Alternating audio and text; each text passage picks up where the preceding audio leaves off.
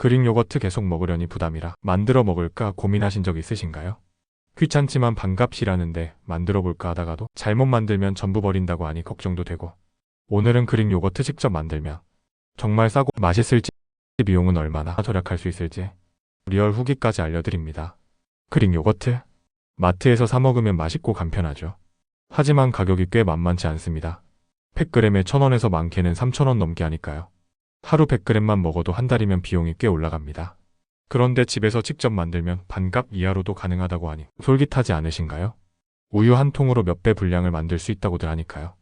게다가 맛도 훨씬 고소하고 덜 시큼하다는 이야기도 많습니다. 그 한 숟갈의 고소함 때문에 다시는 시판 제품으로 못 돌아간다는 분들도 계십니다. 하지만 현실은 그렇게 간단하지만은 않습니다. 잘못 만들면 전부 버리게 될 수도 있죠. 귀찮아도 만들면 이득일지 궁금한 핸드메이드 그릭 요거트의 진실을 알아보겠습니다. 오늘 영상 보시고 그릭 요거트 계속 시중 제품 사 먹을지 직접 집에서 만들어 먹을지 결정하세요. 직접 만든 사람들 후기와 더불어 궁금해하셨던 그릭 요거트 면보 없이도 가능한 꿀팁까지 알려드릴 예정이니 재밌게 시청해 주시길 바랍니다. 그릭 요거트 사 먹을까요? 직접 만들어 볼까요? 오늘 그 모든 이야기를 풀어보겠습니다. 우선 비용 이야기를 해보겠습니다. 시중 제품과 비교해서 직접 만들 경우 얼마나 저렴한지 알아야겠죠? 별 차이 없다면 굳이 시간과 노력을 들일 필요는 없으니까요. 먼저 마트에서 사 먹는 그릭 요거트는 라인별로 가격 차이가 있습니다. 100g당 평균 830원에서 많게는 3,900원까지도 합니다. 특히 고급 제품일수록 가격이 더 올라가죠. 그렇다면 직접 만드는 경우 얼마나 절약할 수 있을까요? 첫 번째, 플레인 요거트를 사서 물만 빼는 방식은 100g당 660원에서 800원 정도로 시중 제품보다 조금 더 저렴합니다. 다만 맛과 질감은 시중 제품과 조금 다를 수 있습니다. 두 번째, 우유를 직접 발효해서 만드는 방법은 100g당 500원에서 600원 정도로 가장 저렴합니다. 이렇게 보면 하루 100g만 먹어도 한 달 기준으로 최대 몇만 원 정도 차이가 날 수 있습니다. 특히 단백질을 꾸준히 챙기기 위해 그릭 요거트를 선택하신 분들에게는 이 비용 차이가 더 크게 느껴질 수 있습니다. 화면에 보이시는 그래프처럼 시중 브랜드 플레인 방식 우유 발효 순으로 가격 차이가 확연하게 드러납니다. 그리고 실제로 만들어 보신 분들의 이야기도 흥미롭습니다. 해외에서도 직접 만들어 드시는 분들이 많습니다. 매주 1갤런씩 만든다며 가격이 절반으로 줄고 맛도 훨씬 좋다고 하시는 분도 있었고, 국내 블로그 후기를 보면 마트보다 훨씬 싸고 고소해서 이제는 못 끊겠다는 이야기도 있었습니다. 또 어떤 분은 온도만 잘 맞추면 생각보다 쉽고 남은 유청으로 리코타 치즈까지 만들 수 있어서 일석이조라고 하시더라고요. 이렇게 보면 단순히 돈을 아끼는 것 이상의 매력이 있다고 할 수 있겠습니다. 이번에는 맛과 영양, 그리고 건강 측면을 비교해 보겠습니다.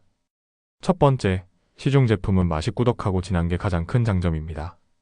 맛도 늘 일정해서 실패할 걱정이 없다는 점이 좋다는 평이 많습니다.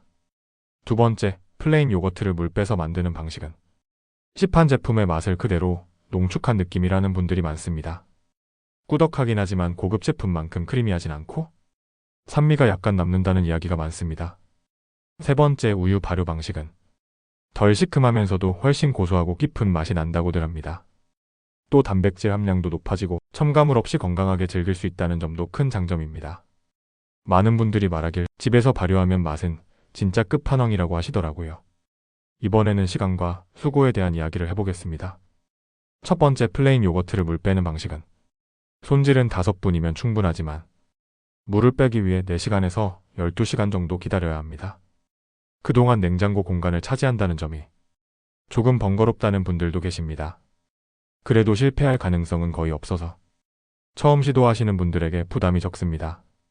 두 번째, 우유를 직접 발효해서 만드는 방식은 준비부터 발효까지 8시간에서 12시간이 걸립니다.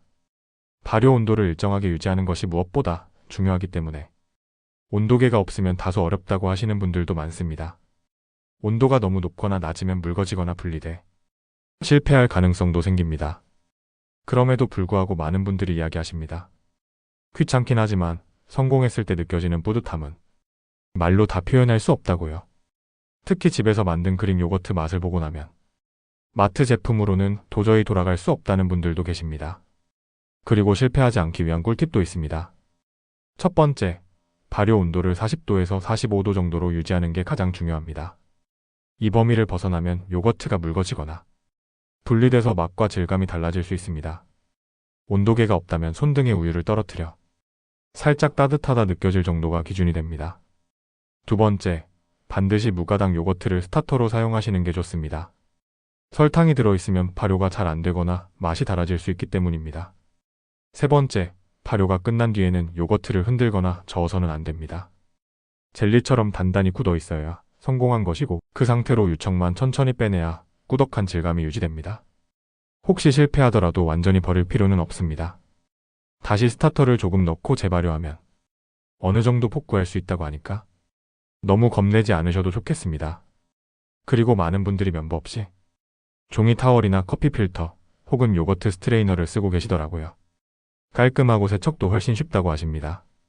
이 부분은 화면에 커피 필터와 스트레이너 사진을 함께 보여드리겠습니다. 마지막으로 면보 없이 만드는 법도 정리해 볼까요? 그릭 요거트를 집에서 만들려고 하면 많은 분들이 면보가 꼭 필요하다고 생각하시는데 사실 꼭 그렇지는 않습니다.